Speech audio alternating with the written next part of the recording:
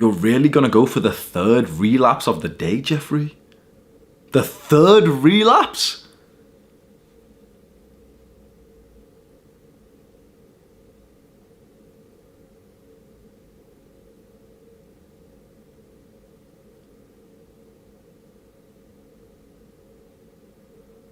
Yo, cut the intro, bro. Fuck me, man. I did a podcast interview, like Discord call. There was a point when I was like live streaming, and one of the guys who I invited up to come speak to me whilst I was live streaming was a 13-year-old kid. He said that he was given an iPad at the age of 4 and that he discovered and I think he said age 9 or 10, and that he had an addiction before he was 11 years old. I will say that again. An 11-year-old had a porn addiction. You want to do something interesting? Close your eyes. See yourself as a father a few years from now, and just see your son in his room with an addiction to porn. A bad addiction to porn, and maybe video games too. And imagine seeing that in your son, and imagine not even being able to help him because of how hyper stimulating and addicting it is. And I think what makes it so much harder now is that it's no longer even like these porn companies that are pushing this onto kids. It's kids putting it onto other kids. It's some little girl, 12 years old, twerking on TikTok. Kids in high school, like the boys in high school, bro. A lot of them are addicted to like TikTok and stuff. And imagine, bro, imagine literally if you see this like generation of high school boys on TikTok, literally seeing their generation of girls showing their bodies sexually. And when you think about the age of the girls who are going viral on TikTok, that's when it gets really fucked. Bro, I remember the day that I got into NoFap. Like I knew about it for a little while, but I was age 17. I'm 25 now. I knew about it for a while. People talking about it online. Oh, day 19, you'll be able to levitate and shit, right? You know, I tried it here and there, 1 day, 2 day relapse, whatever. I don't really care. Yeah, whatever. I remember the day that I took it seriously, bro. I woke up, and this was somewhat of like a habit for me. I'd wake up and just grab my phone and just go on like Reddit and Instagram and stuff, and fapped once. Cleaned up, stayed in bed, or lying down, just scrolled more and more and more. Click on some more porn. On Instagram, you see ass, or on Reddit, there's like a sexual post or some shit. Even talking about this, fuck, I don't want to take you out this story, but even just describing the story to you and, you know, just describing, oh, on Reddit, there's like a sexual thing. I promise you, I literally just had like a little bit of a desire to go and watch porn right now, years after I've watched that shit. The second time, still I haven't left the bed yet. It's the second time, fap. I remember the third time was when I went onto Pornhub and watched like this video of like this blonde girl getting railed. And how fucked is that as well? You know, like seeing a sexual picture, it's like, it's still not good for you and stuff, but you know, of like a girl, or seeing like some video of her twerking or some shit, yeah, fine. But like actual porn where you see like a man fuck a woman and you're like the little monkey in the corner just jacking off to that. What does that do to your brain and your beliefs? Just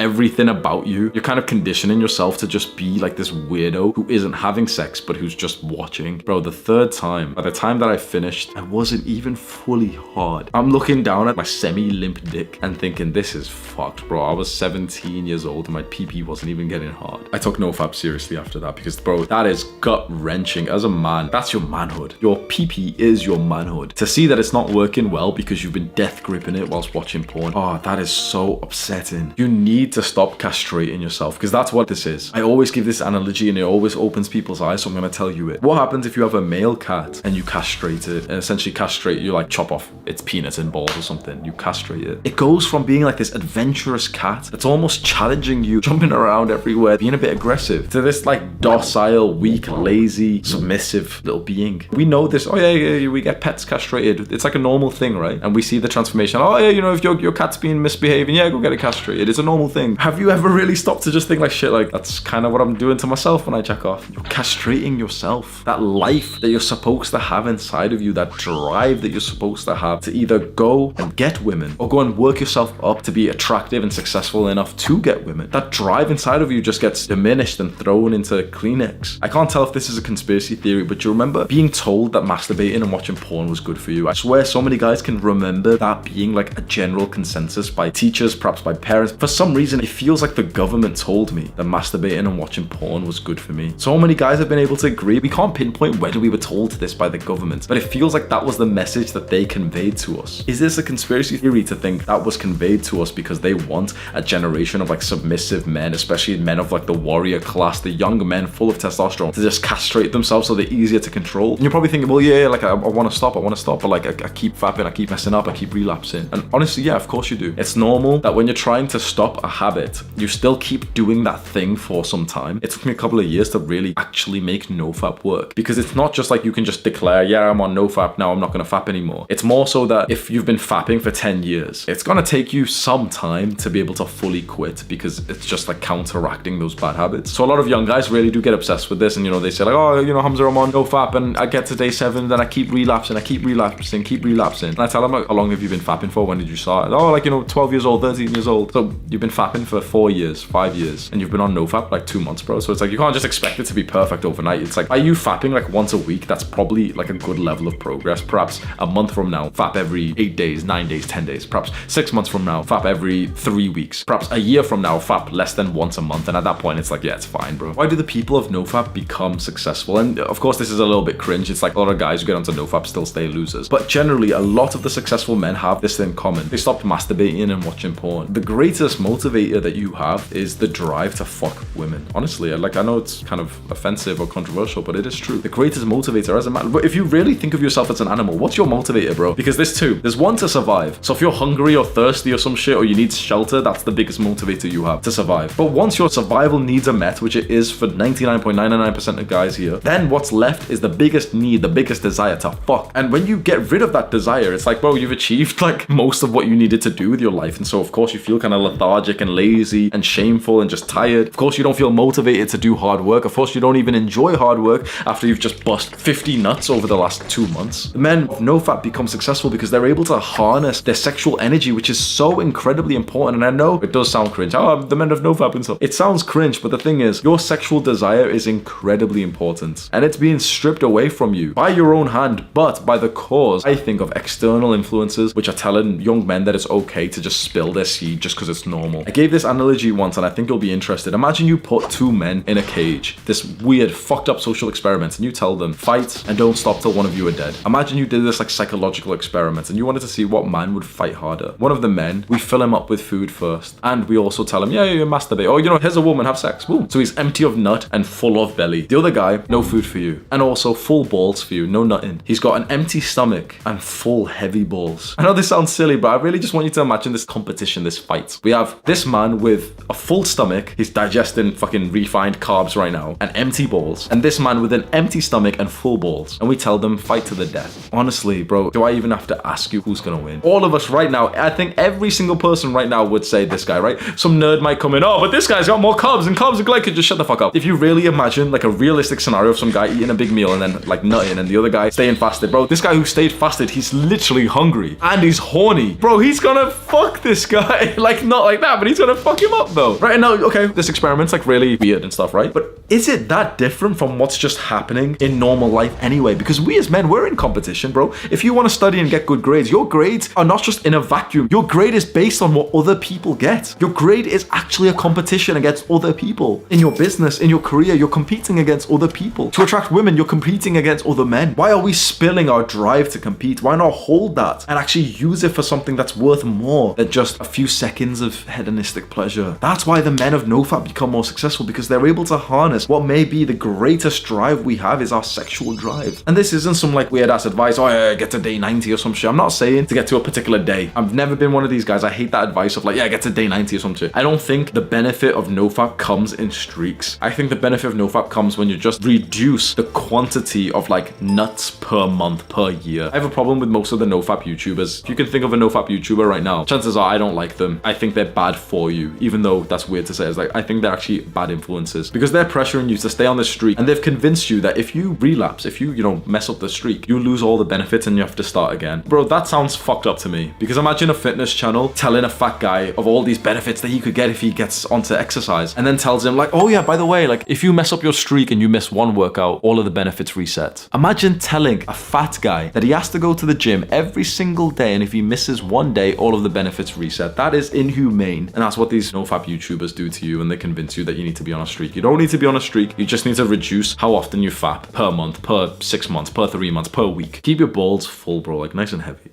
Click on this video right now, do the hard work, especially when you don't feel like it. Mwah.